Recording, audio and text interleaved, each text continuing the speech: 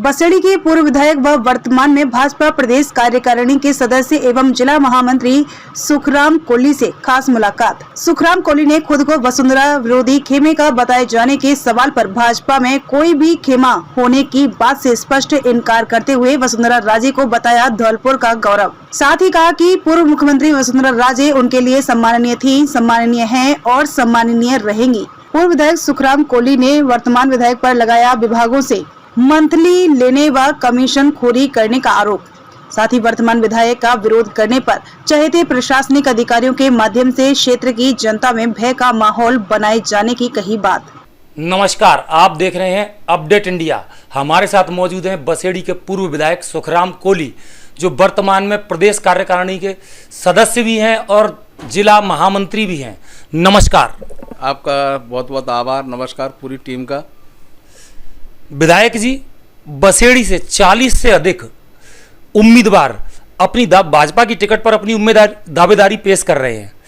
इतने अधिक उम्मीदवार शायद सुनने में कभी नहीं आया दावेदारी पेश कर रहे हैं। इन सब उम्मीदवारों के बीच में आप अपनी दावेदारी कहां पाते हैं, जबकि आप भी पुरजोर तरीके से अपनी दावेदारी पेश कर रहे हैं? सबसे पहले तो यही तो भारतीय जनता पार्टी की खूबसूरती है और ये भारतीय जनता पार्टी के लोकतंत्र को प्रमाणित करता है, क्योंकि भारतीय जनता पार्टी का प्रत्येक कार्यकर्ता आज अपने आप को जिलाध्यक्ष के रूप में, प्रदेश अध्यक्ष के रूप में, राष्ट्रीय अध्यक्ष के रूप में देखता है। आपने देखा होगा कि हमारे भारतीय जनता पार्टी में लोकतंत्र के आधार पर यहाँ पर सब कुछ तय होता है।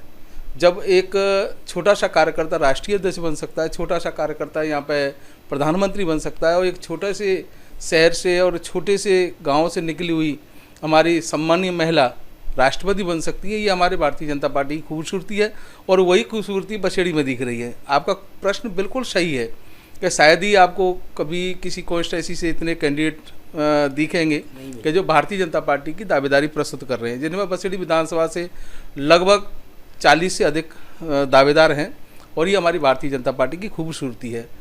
आपने पूछा कि मैं अपने आप को कहाँ पाता हूँ। मैं भी एक साधारण सा कार्यकर्ता हूँ और मैं जितना मेरे से संभव हो सकता है मैं अपनी खूबियाँ, अपनी मेहनत और अपनी जनता से प्रेम को आधार मानते हुए अपनी दावेदारी प्रस्तुत कर रहा हूँ, क्योंकि विगत 2007 से लेकर के आज तक बदस्तूर जनता के बीच में रहा हूँ, जनता के सुख दुख में साथ रहा हूँ। चाहे मेरा विधायक का 2008 से 13 का कार्यकाल हो या उसके बाद में 13 से लेकर के आज तक का एक कार्यकर्ता के रूप में काम किया हूँ।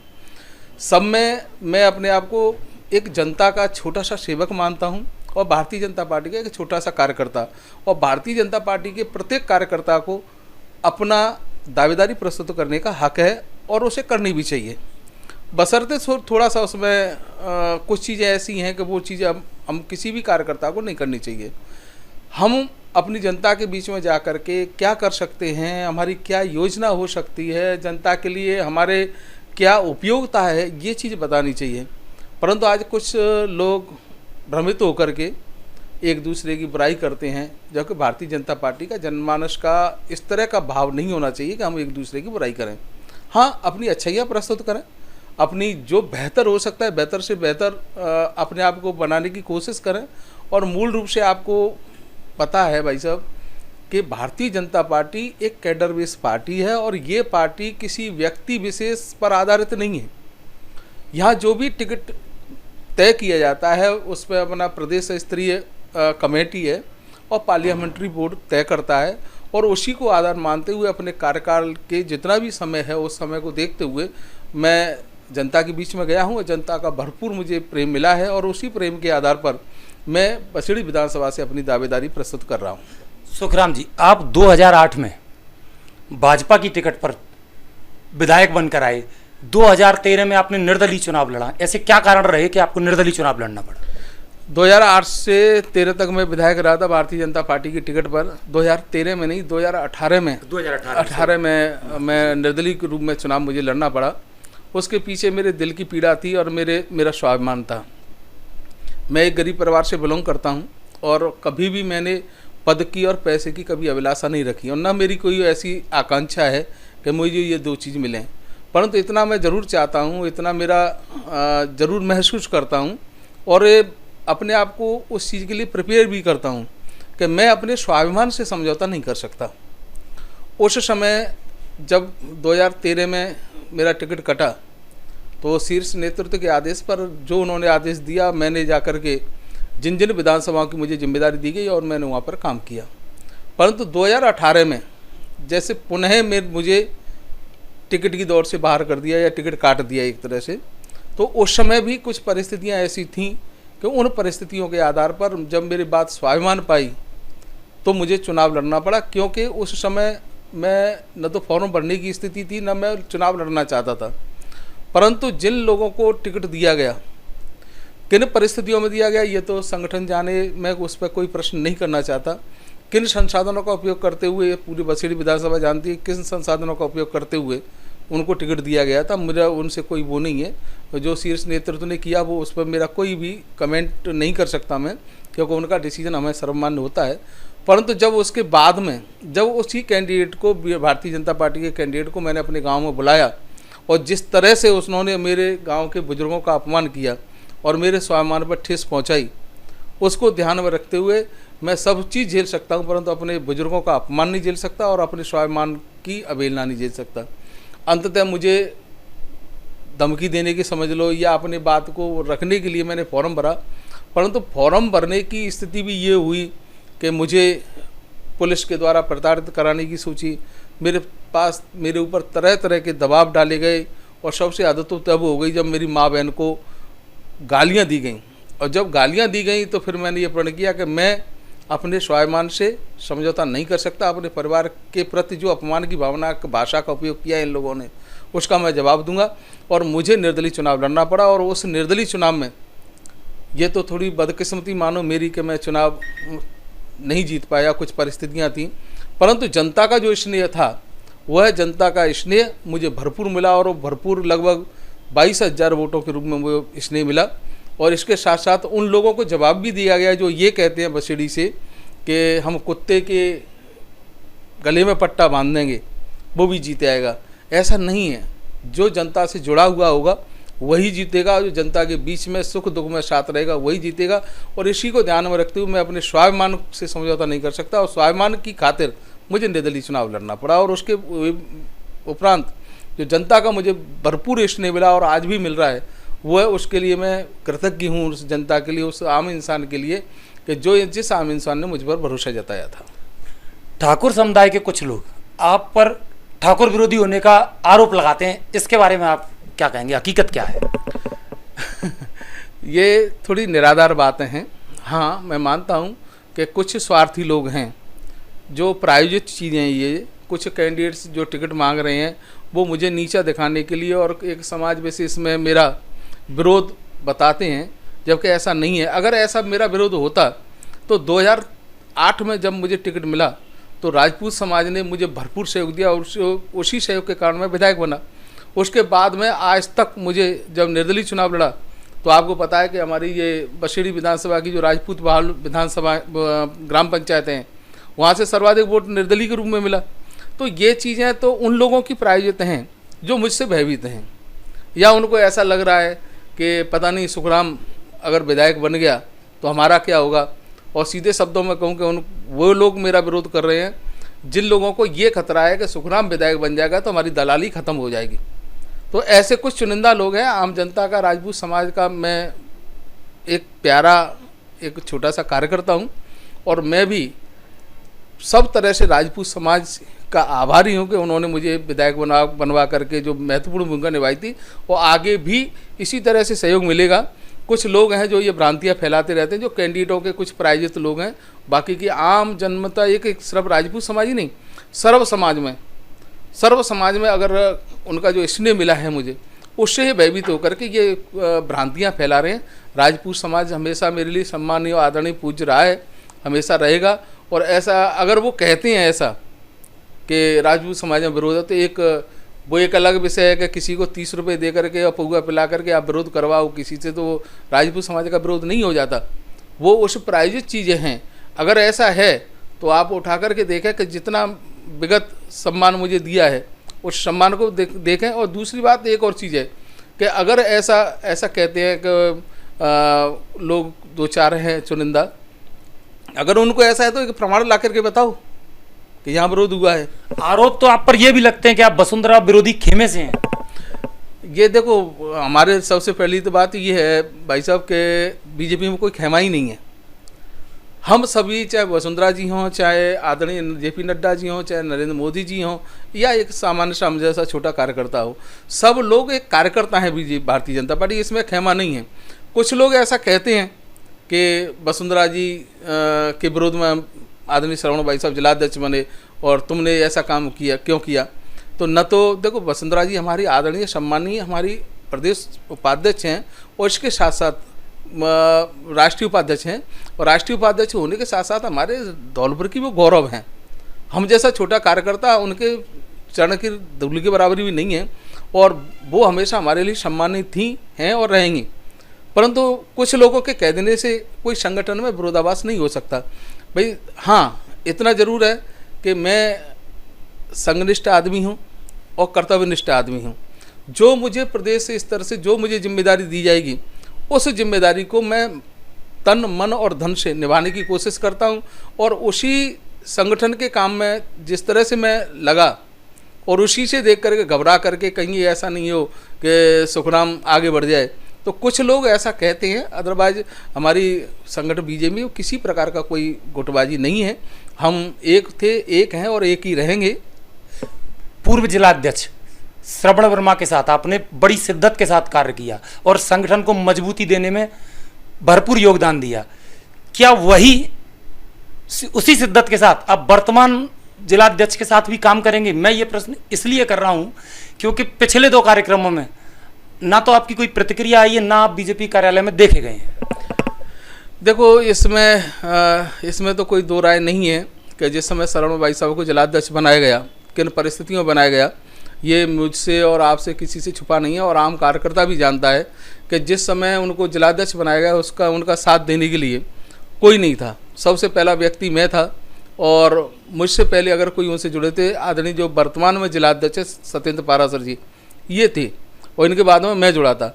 हमने 3.5 साल कंधे से कंधा मिला करके भारतीय जनता पार्टी को धौलपुर में खड़ा करने का काम किया था।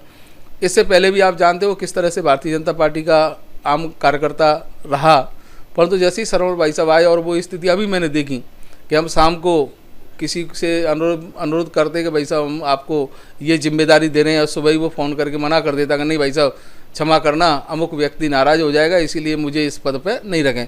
परंतु फिर भी आदरणीय श्रवण कुमार वर्मा जी के नेतृत्व में जिस तरह से एक एक कार्यकर्ता को जोड़ करके हमने 3.5 साल में ये इस धौलपुर में जिस तरह से भारतीय जनता पार्टी का वटवृक्ष खड़ा किया, वो आप और हम सभी के संज्ञान में है।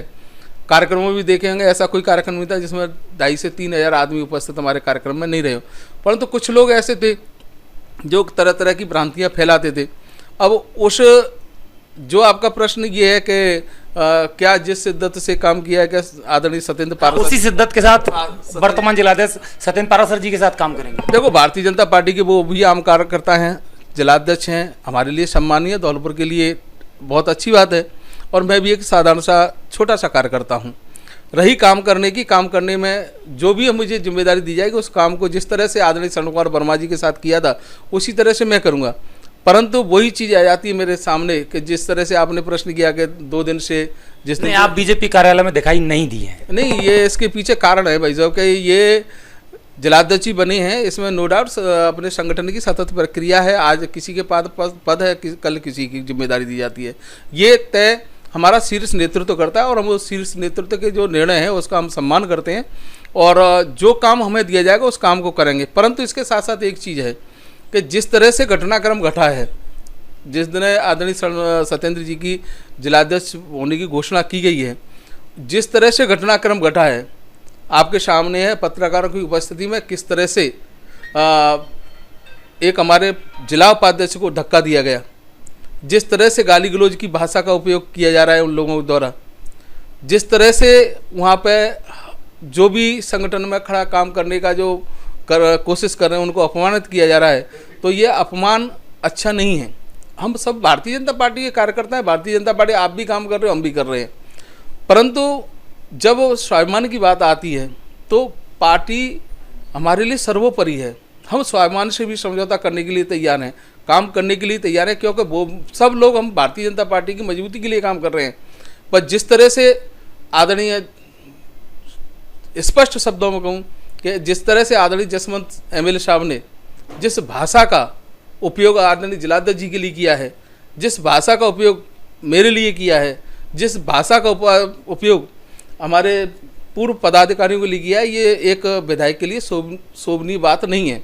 जब ये स्थिति आती है, आप वहाँ पूरा कार्यालय ऑनलाइन है, प्रदेश माना जाए कि गुटबाजी है? नहीं, गुटबाजी इसमें नहीं है। नहीं, आप बोल रहे हैं ना? नहीं, गुटबाजी तो है ही। नहीं, इसको गुटबाजी नहीं कह सकते। इसमें व्यक्ति विशेष जब किसी संगठन को नुकसान पहुंचाने के लिए, व्यक्ति विशेष संगठन को नुकसान पहुंचाने के लिए इस तरह का माहौल क्रिएट किया जा रहा है। जिस समय हमारे संभाग स्तरीय बैठक हमारे कार्यालय में चल रही थी, दूसरा गुट एक मैरिज होम में जब पार्टी की दूसरी मीटिंग रखता है, क्या हम तुमको नहीं दिख रहा है कि उन लोगों ने जिनको 6 साल के लिए निष्कासित किया, आदरणीय प्रदेश अध्यक्ष ने जिनको नोटिस दिया था, उनसे नोटिस के देने के बावजूद वही लोग उसका नेतृत्व कर रहे हैं। जो लोग हमारे जिला नगर परिषद के चुनाव में 6 जीते हुए पार्षदों को यहाँ से उठा करके कहीं एक ले जाते हैं, वही लोग इसमें नेतृत्व कर रहे हैं, उनको नहीं दिख रहा। भाई ये सब चीज़ें वो नहीं चाहते कि संगठन 3.5 साल में जिस तरह से हमने खड़ा किया है, उस संगठन को वो तहस नहस करना चाहते हैं। कुछ लोग का कहना ये है कि कोई गुटबाजी नहीं है, जो लोग उस दिन थे वो पार्टी से निष्कासित हैं। हाँ, आदरणीय प्रदेश अध्यक्ष ने नोटिस दिया हुआ है उनको।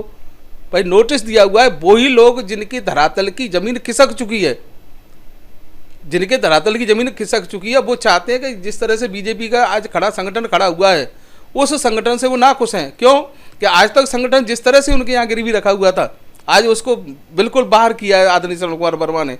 और जिस तरह से आपको पता है कि गाली खाई है, उन्होंने कितना नुकसान झेला है। मैं खुद जेल गया हूँ, मेरे पिताजी जेल गए। किसके लिए गए थे? इसी संगठन को खड़ा करने के लिए गए थे।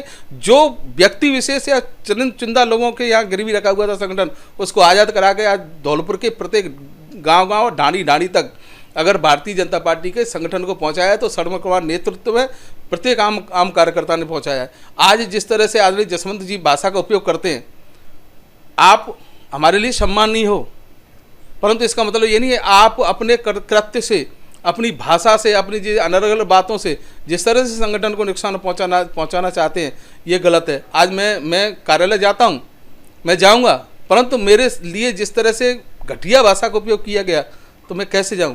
हो सकता है कि मुझे भी धक्का देकर के बाहर निकाल दें। क्यों? क्योंकि वो अपने इस कार्यालय को अपनी बापोती समझते हैं। बापोती नहीं, ये भारतीय जनता पार्टी के प्रत्येक कार्यकर्ता का कार्यालय है। किसी व्यक्ति भी से शरण भाई साहब कहेंगे मेरा है, नहीं है। अगर सत्येंद्र जी कहें मेरा है, नहीं है। कुल मिला के ये है कि हमें मिलकर के काम करना। ये घटनाएं कहीं ना कहीं आगामी विधानसभा चुनाव में नुकसान देंगी पार्टी को। देखो, ये कि चीज़ें जो दूसरों पर आरोप लगाते हैं, वो कृपया अपने गलीवान में झांक कर देखें कि वो कितने भारतीय जनता पार्टी के प्रति समर्पित हैं। कल अगर उनको टिकट नहीं मिलता है, तो क्या इस चीज़ की गारंटी है कि वो भारतीय जनता पार्टी में रहेंगे या किस दल से चुनाव लड़ेंगे? तब उस स्थिति में क्या होगा? और सबसे घटिया चीज़ तो ये है कि कुछ चंद लोग इस भारतीय जनता पार्टी को बदनाम करने के लिए अनर्गल बातें कर रहे हैं। जबकि सत्येंद्र हमारे लिए सम्मानीय है, जिलाध्यक्ष है हमारे। एक जिलाध्यक्ष सिर्फ चंद लोगों का नहीं है, वो प्रत्येक भारतीय जनता पार्टी के कार्यकर्ता का जिलाध्यक्ष है। पूर्व जिलाध्यक्ष भाई श्रवण कुमार वर्मा के नेतृत्व हुआ, आज हम उनके नेतृत्व में काम करेंगे, क्योंकि भारतीय जनता पार्टी के हम सिपाही हैं। हमारे लिए भारतीय जनता पार्टी में कोई गुटबाजी नहीं है, बशर्ते थोड़ा सा इनको अपनी कार्यशैली में बदलाव करना चाहिए। और जिस तरह से गाली गलौज की भाषा, जिस तरह से घटिया मतलब विचार दूसरों के लिए किए जाते, कृपया जब वो किसी दूसरे पर उंगली उठाएं तो अपने गिरेबान में भी झांक लेना चाहिए। पार्टी आपको टिकट नहीं देती है, तो क्या तब भी आप पार्टी के सिपाही रहेंगे? देखो, मैं हमेशा भारतीय जनता पार्टी का था, हूँ और रहूँगा। कुछ चीज़ें ऐसी थीं कि 2018 में मुझे चुनाव लड़ना पड़ा। मैंने आपको स्पष्ट कर दिया कि जब मेरी माँ से गाली दी गई, जब मेरी बेटी और बहन से गाली दी गई, तो मैं उसकी बदौलत मैं चुनाव लड़ा था। और अगर कोई ये कहता है कि ये मैं झूठ बोल रहा हूँ, तो जिस आदमी ने दी थी वो सक्षम आदमी था। उस अपने परिवार के स्वाभिमान के लिए, अपने खुद के आत्मसम्मान के लिए मुझे चुनाव लड़ना पड़ा था। रही आगे अगली बात चुनाव की, मैं जिंदगी में, अब नहीं जिंदगी में, मेरा और मैं और मेरे परिवार में से कोई भी अगर चुनाव लड़ेगा तो भारतीय जनता पार्टी के सिंबल पर लड़ेगा, अदरवाइज किसी पार्टी या निर्दलीय चुनाव की तो मैं सोच ही नहीं सकता। वर्तमान विधायक समय समय पर दावे करते हैं कि उन्होंने बसेड़ी में विकास कार्य कराए हैं, आप उनके इन दावों को किस तरह से देखते हैं? पहले तो मुझे हंसी आती है कि वर्तमान विधायक हमारे विगत 6 महीने से दिखाई देने लगे हैं। हम तो हमारे कार्यकर्ता ये सोच रहे थे कि लगभग 4.5 साल तक वो गायब कहाँ रहे, और सिर्फ 1 से लेकर के 5 तारीख और 20 से लेकर 25 तारीख तक को वो उदय तो होते थे बसेड़ी विधानसभा में, और वो आकर के सर्किट हाउस दौल पर रुक के यहाँ से चले जाते थे। उनके जो दावे हैं विकास के, हाँ उनका विकास हुआ है, मैं भी मानता हूँ विकास हुआ है। फॉरेस्ट के जो अधिकारी हैं उनसे रिश्वत लेने में हुआ है, मंथली लेने में हुआ है विकास। पंचायत समिति के बीडीओ से मंथली लेने में विकास हुआ है। यहाँ पे तुम्हारे जितने थाने हैं, तहसील है, जितने भी प्रशासनिक कार्यालय हैं उनसे सबसे मंथली वाले में हुआ है। और सबसे ज़्यादा विकास तो कहाँ हुआ है पता है? कि जो विधायक कोष होता है उसका 45% कमीशन जब सरपंचों से लिया जाता है। इससे बड़ा विकास क्या हो सकता है? धरातल पे अगर विकास की बात करें तो जिनके वादे खोखले हैं, सिर्फ जनता का इन्होंने अपने 4.5 साल शोषण किया है, और शोषण करने के बाद में आम जनता, अब सबसे बड़ी बात बताऊँ, अगर विधायक जी ने विकास किया है तो 20 गाड़ी प्रशासन की लेके क्यों जाते? सुखराम कोहली की तरह मोटरसाइकिल से जाए ना जनता के बीच में, दूसरे ने पता पड़ जाएगी कि इनके विकास किया है नहीं किया है।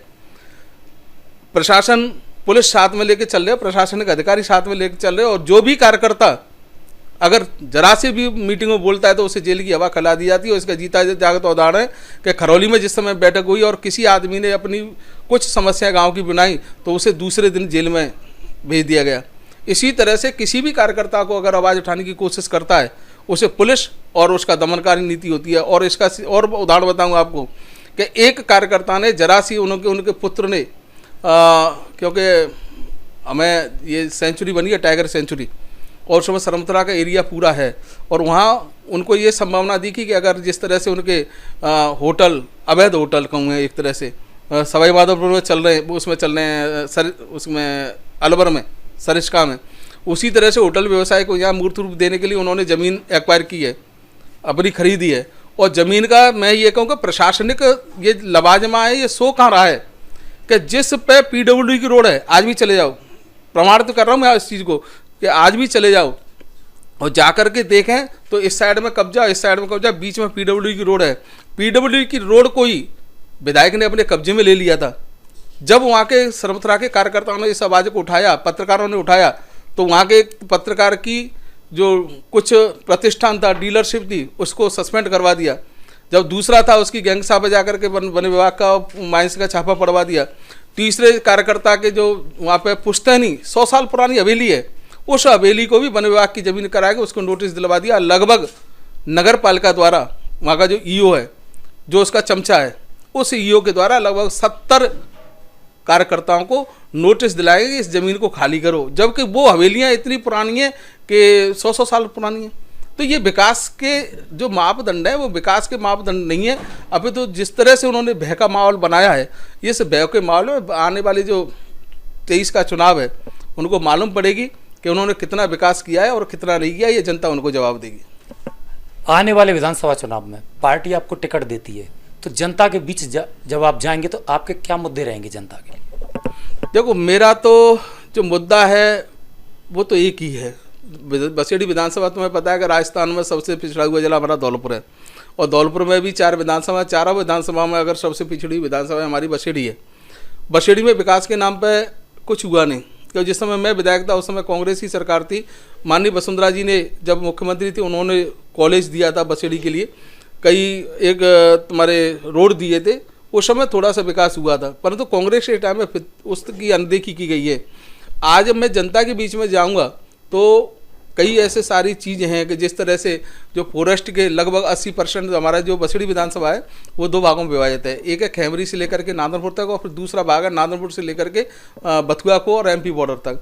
ये जो जंगल वाला एरिया डांग क्षेत्र जिसको कहते हैं, डांग क्षेत्र के लगभग 80% गाँव या तो शिवाचक भूमि पे हैं या फॉरेस्ट वन विभाग भी हैं। उन जमीनों को जिस तरह से रेगुलाइज हो सकता है, उनके पट्टे जारी हो सकते हैं, उनको मेरी ये प्रायोरिटी रहेगी कि गवर्नमेंट जो सरकार है, वो सरकार से अनुरोध करके उनको रिहायशी पट्टे उनको जारी करवाना, नंबर 1। नंबर 2, पानी की बहुत बड़ी किल्लत है इसमें बसेड़ी में, नांदरपुर क्षेत्र में, उस पानी की किल्लत को दूर करना। हालांकि मेरे टाइम में 182 गांव की पेयजल योजना आज जो मूर्त रूप दे चुकी है, जिसके ये गुणगान करते हैं, ये उस समय मैंने JN AEN और ऊपर प्रशासन के अमले से लड़ करके डांग क्षेत्र में 182 गांव पेयजल योजना थी, उसको स्वीकृत कराया था। आज उसको पुनः जन जन तक पहुंचाना है, क्योंकि जल शक्ति मंत्रालय भारत सरकार द्वारा जिस तरह से हर घर नल और हर घर नल जल जो योजना है, उसको भ्रष्टाचार की बेटे इस कांग्रेस सरकार ने चढ़ाया है, उसको पुनः ज़मीन पर लाने के लिए मैं प्रयास करूँगा। तीसरी चीज़, हमारे रोडों की कंडीशन बहुत ख़राब है, उनको भी सुधारने की कोशिश है। और सबसे बड़ी बात, शायद आपको भी आश्चर्य होगा और शायद हो सकता है जो भी इस इंटरव्यू को सुनेगा उसको आश्चर्य होगा कि भारत का सबसे बड़ा आम अनुसंधान केंद्र का जो पौध निर्माण की जाती है वो बसेड़ी विधानसभा में है, परंतु इसकी गलत नीतियों के कारण आज आम किसान को उसका फ़ायदा नहीं मिल पा रहा है। अगर उसमें से बेर और आम की पौध, जो उच्च किस्म की जो पौधे हैं, उसका निर्माण करके अगर किसानों में वितरित किया जाता है, तो जिस तरह से ज़मीन का उपयोग हो सकता है, वो उपयोग आज नहीं हो पा रहा है। वो पूरी इस भ्रष्टाचार की भेंट चढ़ चुका है। दूसरी एक चीज़ और आपको बताऊं कि राजस्थान भेड़ बकरियों के लिए भी जाना जाता है। आंगई में आदरणीय उस समय हमारी वसुंधरा राजे सिंधिया जी थीं, और उन्होंने भेड़ बकरी अनुसंधान केंद्र आंगई में आज है, और उसका हमें फ़ायदा किसानों के लिए मिल सकता है। क्यों मिल सकता है कि एक तरफ हमारे जो बसेड़ी का मूल आधार है वो है स्टोन, पत्थर, और पत्थर का जिस तरह से धीरे धीरे, क्योंकि ये माइंस ज़्यादा दिन नहीं चल सकती, अंततः उनका माइंस का तो एक दिन बंद होना ही है, परंतु विकल्प के रूप में हम इसके लिए रोजगार कैसे खड़ा कर सकते हैं, तो सबसे अच्छा हमारे लिए विकल्प हो सकता है बकरी और भेड़ पालन। और उसके लिए माननीय वसुंधरा राजे सिंधिया जी ने हमें भेड़ अनुसंधान केंद्र, बकरी अनुसंधान केंद्र आंगई में दिया। वो आज बन चुका है, लगभग पता नहीं कितने करोड़ रुपए बना करके आज है, परंतु इस कांग्रेस सरकार की गलत नीतियों के कारण आज वो भी भ्रष्टाचार की भेंट चढ़ चुका है। अगर उसमें उच्च किस्म की बकरियां या भेड़ें अगर उसमें से डेवलप की जाती हैं, तो हमारे जितना डांग क्षेत्र है जो रोजगार के लिए रो रहा है, अगर उनको हम प्रत्येक किसान को 5-5, 10-10 अगर बकरियां उपलब्ध कराते हैं, तो उससे क्या है कि जो रोजगार कम हो चुका है वह रोजगार पुनः बसेड़ी में सृजित हो सकता है। तो ये पूरी सारी जितनी, चाहे चंबल लिफ्ट योजना हो, चाहे अपने जो बसेड़ी से आंगई बांध से निकलने वाली जो नहर है उसके चारों तरफ सीपेज की समस्या हो, या एजुकेशन के क्षेत्र में जिस तरह से बसेड़ी पिछड़ रहा है, आज भी ITI कॉलेज नहीं है आज भी, तो ये सारी चीज़ें हम भविष्य में करने की कोशिश करेंगे। उन्हीं सभी मुद्दों को लेकर के जनता के बीच में जाएंगे। और जनता का सबसे बड़ा मुद्दा क्या है? जनता का मुद्दा ये है कि जो विधायक महोदय यहाँ से जनता ने बड़े विश्वास के साथ चुने गए थे, और वो जाकर के अपने जयपुर बैठते थे, जनता मिलने जाती है, और जिस तरह का व्यवहार उनका रहता है वो जनता देख रही है। और सबसे बड़ा मुद्दा तो एक ही है कि जनता के बीच सुख दुख में हम कितना सहभागी रहे हैं, वो प्रमाणित जनता करेगी। और यही सब लेकर के मैं जनता के बीच में जाऊंगा। कोई ऐसी बात जो हमारे चैनल के माध्यम से आप संदेश देना चाहें लोगों को?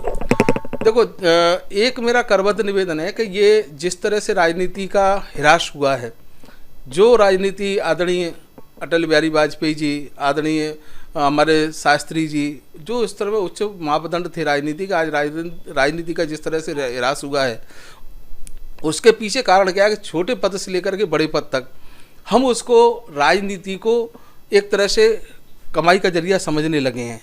ये राजनीति जनसेवा का एक मुद्दा है। आप राजनीति में आए हैं तो जनता की सेवा को ही प्रमुखता से लें, पैसे को नहीं।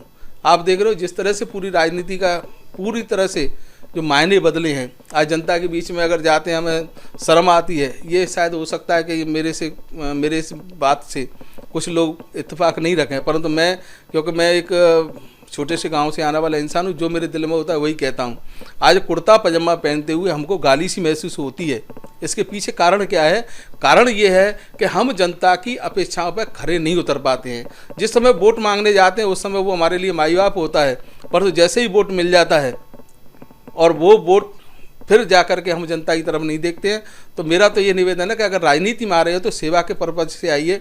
मैं हिंदी साहित्य से हूँ। मैंने बहुत पहले लगभग 1994 में चंद पंक्तियाँ लिखी थी, उनको मैं उद्धृत करना चाहूँगा। और वो ये है कि जो दृष्टि है कि आज का नेता बन गया है बंदर, आज का नेता बन गया है बंदर। पहले नेता रहता था धोती कुर्ता के अंदर, धोती कुर्ता मतलब सादगी। पहले नेता रहता था धोती कुर्ता के अंदर, अब धोती कुर्ता रहते नेता के अंदर। हर बंदर चाहता है कुर्सी झपटना, हर बंदर चाहता है कुर्सी झपटना, हर चाहता है बुलंदियों पर चढ़कर मटकना। यही चाहत करती है बर्बाद देश को। मेरे भोले देशवासी न पहचान पाए इस वेश को।